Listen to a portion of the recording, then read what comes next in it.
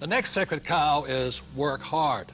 Because my poor dad, a school teacher, great guy, PhD, he always says, I'm a good, hard-working man. And my rich dad had a different point of view, and he had me read this book by Mark Twain. It was a story of how, I think it was Huckleberry Finn or somebody, got the other kids to paint the fence for him. He says, that's working hard. You want other people to work hard for you, and you want your money to work hard for you. That was his lesson. And a lot of people really, you know, they can't wait till Friday because they hate their work so much, and they dread Sunday because they have to go back to work. With us, I would say most of us are working 24/7, but we're working differently. And I love our work. It's challenging, there's problems and all that stuff, but I love it. So we work hard, but we don't work hard in the normal sense of working hard. The problem with working hard for money, because the rich don't work for money. The problem with working hard for money is you pay more in what, Tom? Taxes. Taxes.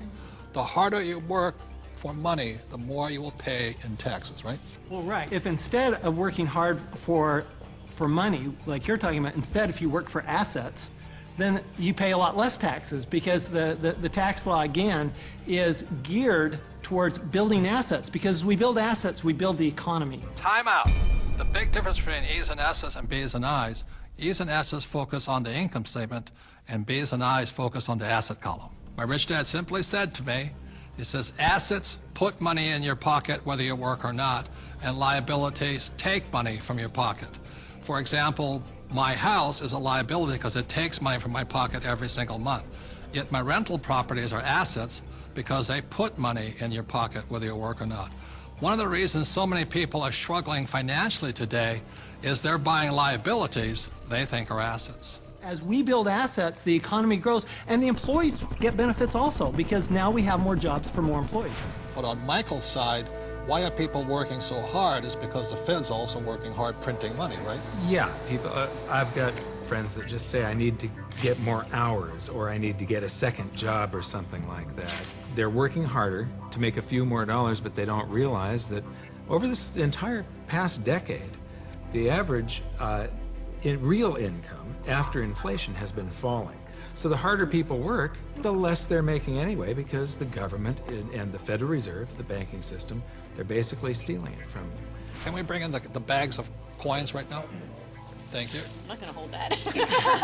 I'll give you an example. In the year 2000, one gold coin cost $300. So this is $300 in U.S. quarters. Today, in 2010, that same gold coin, it takes $1,100 to buy the same coin. So the reason people have to work so hard to keep up, to keep paying money, is because the value of your dollars are going down. So the insanity of going to get another job, pay more taxes, and work harder, when how many dollars did the Fed print in 2009? From August of 2008 through 2009, they created about 1.5 times more paper dollars than it took 200 previous years to print. So that's why people are working harder, because your money is worth less. And it isn't the coin that changed. People don't understand that it isn't this price going up, it's the value of the dollar falling. It's the currency that's changing. The can of soup in the grocery store, that can of Campbell's soup, it's the same can with the same contents from back in 1950 when it was 15 cents to today where it's $1.95 or whatever it is. So that's why the rules have changed. In 1971, the U.S. dollar stopped being money and it became a currency, it became debt. It became an IOU from the federal government, and the thing is, they can print as much as they like of it, and the more they print, the harder you have to work. It all takes place in your head. Take this glass here. In this case, the glass here is context. It holds the content, in this case, the water. E's and S's have a different context than B's and I's. Having a different context, E's and S's attract the sacred cows like go to school, work hard, live below your means. B's and I's, having a different context entirely, attracts a different type of content, different type of information, different type of education. Money is created out of your head. If you're a true B and I, you're not concerned. is because just like the Fed, we can print our own money.